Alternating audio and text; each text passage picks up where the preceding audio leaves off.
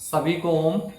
मैं योग आचार्य अमित आज बात करूंगा मन में उठने वाले अनावश्यक विचारों से, निगेटिव विचारों से कैसे बचें।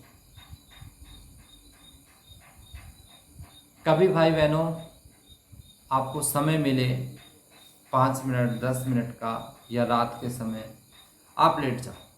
लेट करके अपने मन में जो विचार आ रहे हैं उनको साक्षी भाव से देखो, गवाह बन करके। साक्षी मन होता है गवाह। जैसे दो व्यक्ति लड़ रहे हैं और हम देख रहे हैं कि ये व्यक्ति लड़ रहे हैं, किसने किसको मारा, किसने किसको गाली दी, हमें खूब पता है। ठीक उसी प्रकार से आपको अपने मन में उठने वाले विचारों को देखना है। किससे देखना है? आत्मा हमारी दृष्टा होती है, देखने वाली होती है। उसके द्वारा देखना कि इस मन में जो विचार आ रहे हैं कैसे कैसे विचार उठ रहे हैं।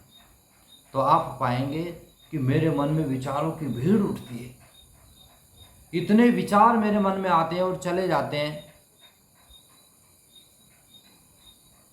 और यदि उन विचारों को आप एक कमरे में जाकर के जोर जोर से बोले तो आपको लगेगा कि मैं पागल हो गया। ऐसे ऐसे विचार आप उनको बोल के बता भी नहीं सकते किसी को।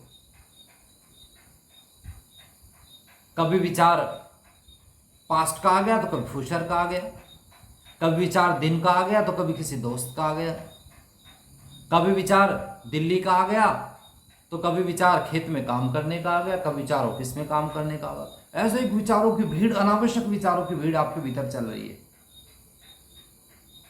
और हमको उसने ऐसा बना दिया जैसे घोड़े की पूंछ पे कोई अपराधी बंधा हुआ है और वो घसीटता हुआ कंकड़ों में, पत्थरों में बिल्कुल लहूलुहान हो गया। आज हमारी स्थिति ऐसी हो गई है।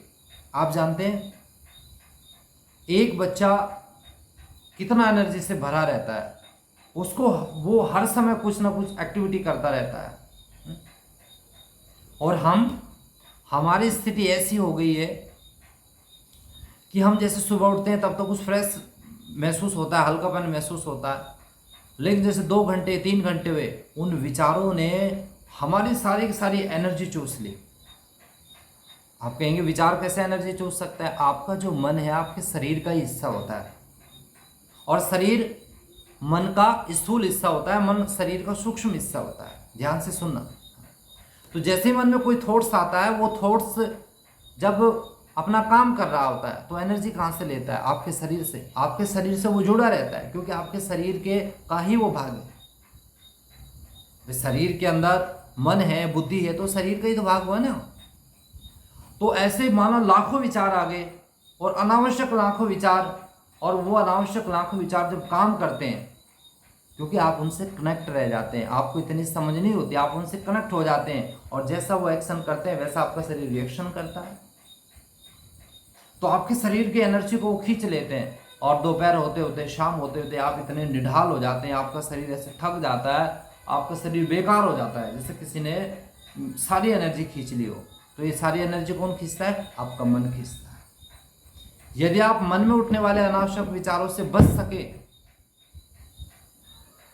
तो आप सारा काम करके भी आपको कोई थकान नहीं होगी। तो आज वही उपाय मैं आज आपको बताने वाला हूँ। यदि आप सुबह को वो काम कर ले। क्या काम करना है? सुबह को उठे, फ्रेश हो जाएं, फ्रेश होने के बाद चाहो तो आप स्नान कर लो, स्नान नहीं कर सकते जैसे हाथ मुंह धो करके आप अपनी चादर ले करके, कोई कंबल ले करके, कोई दरी ले करके, योगा का मैट ले करके आप किसी एकांत जगह चले जाओ, किसी रूम में या फिर कोई छत पे चले जाओ या पार्क में चले जाओ। हाँ, वहाँ जा कर के बैठ करके ओम का जप करो। ओम का जप करने से आपके सभी प्रकार के मन में उठने वाले निगेटिव विचार खत्म हो जाएंगे। करके देखो कैसे करना है। ऐसे सीधे बैठना है, आंखें बंद करना है।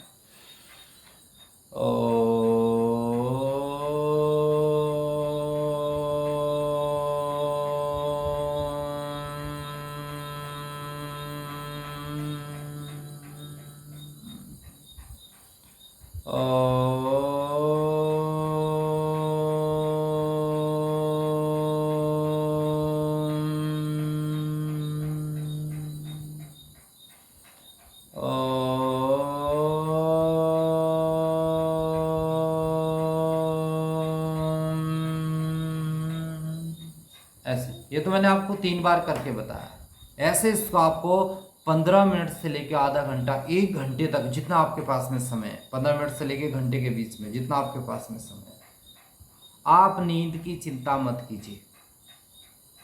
यदि आप 6 घंटे की नींद लेते हैं और जैसे आपकी दिनचर्या होती है, आप हरे थाके मांदे रहते हैं, आप 5 घंटे की नींद लेना, आधे से 1 घंटा ओम का जप करना।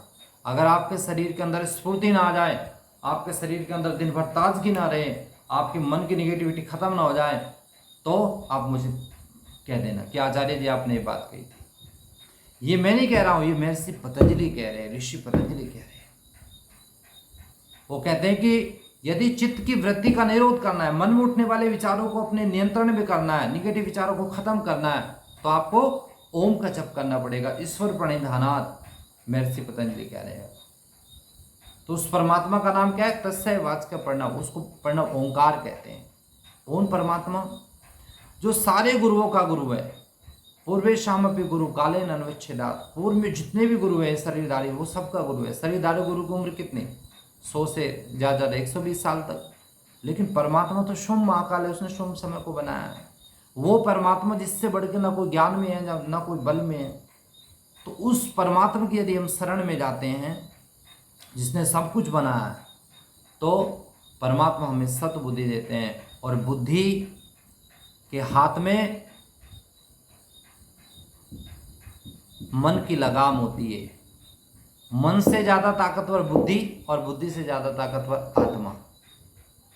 तो भगवान हमें ओम का जप करने से सद्बुद्धि देंगे, सद्बुद्धि करने से मन अपने आप कंट्रोल में आ जाएगा, अपने आप पॉजिटिव विचार आ जाएंगे। ये इसकी मैंने आपको वैज्ञानिक विधि बताई। तो आप जरूर ओम का जप करें। सुबह को समय ना मिले तो शाम को करें, और दोनों समय मिल जाए तो फिर सोने पर सुगंध जैसी बात है। और ये वीडियो भाई बहनों अगर आपको अच्छा लगे, हमारा चैनल नया है, अभी आपके सहयोग की अभी अपेक्षा है हमें, तो ज़रूर आप इसको सब्सक्राइब करने का प्रयास करें, इसको लाइक करें, इसको ज़्यादा से ज़्यादा लोगों तक शेयर करें। क्योंकि स्ट्रेस, तनाव, नेगेटिव विचार आप आज 100 में से 99 लोगों को रहते हैं। आपने इस वीडियो को ध्यान से सुना, आपका बहुत बहुत धन्यवाद। ओम शांति।